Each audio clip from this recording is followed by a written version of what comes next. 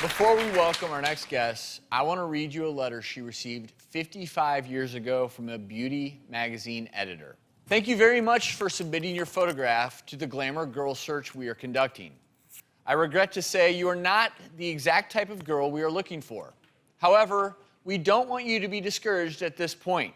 Perhaps if you change your makeup a little and tried some experimenting with new hairstylings, you too might very well shape into something. Good luck. That's a little harsh. That's a lot of harsh. But you know what? This person sure did shape into something. An award-winning actress, an accomplished director, a true icon. Please welcome Linda Gray. How have you been? Great seeing you. Welcome to our stage. I love you.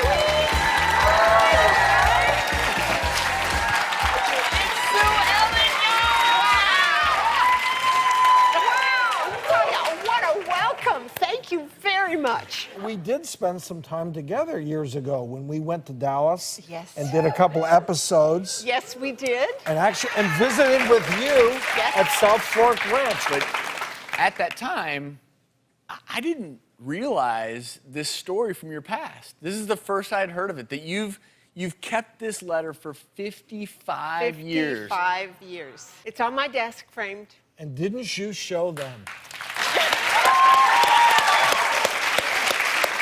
Yes, you did. And you know, here's a little secret that I just found out. She is, the woman who wrote the letter, is still alive. She's 90 years old. Oh. And she said, my assistant must have done that because I would never write a letter. Oh, yeah. That's called backpedaling. Yeah, right. So I gave her, I said, okay, that's fine. She's 90 and bless her. So, but at first it made me mad. And I thought, well, I'm going to show that lady. I'm going to show her. And then as the years went on and I glanced at the letter again, I thought, you know what? It's pretty funny. It's a good lesson for everyone watching because nowadays with online bullying, you know, you read so many negative things about yourself no matter who you are. And I think this is a nice reminder to take that with a grain of salt. If anything, use it as motivation. I used it as inspiration instead of getting angry, so. That. And I was reading too. I remember those hairdos. Look at that. I love it. Oh dear. That is a quality hairdo right there. Yes, underneath all that hair.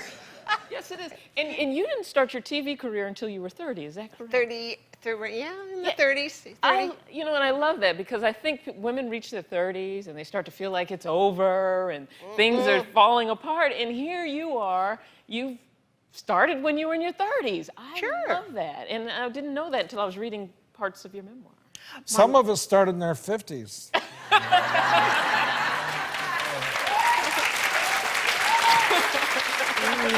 But going strong.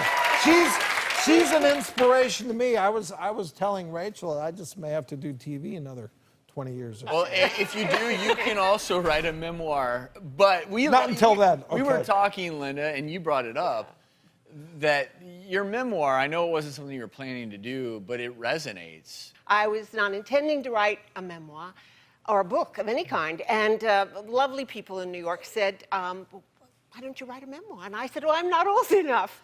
and they said, well, and they all kind of looked down and they smiled and then they looked up at me and they said, but Linda, you know, you're going to be 75, if not now, when? And I'm like, okay, all right, I guess I do. So I started writing this book. And it was the coolest thing because I got this download. And literally, I saw wallpaper from when I was like 5 years old. And I just kept writing and writing and writing. It was the most beautiful experience ever.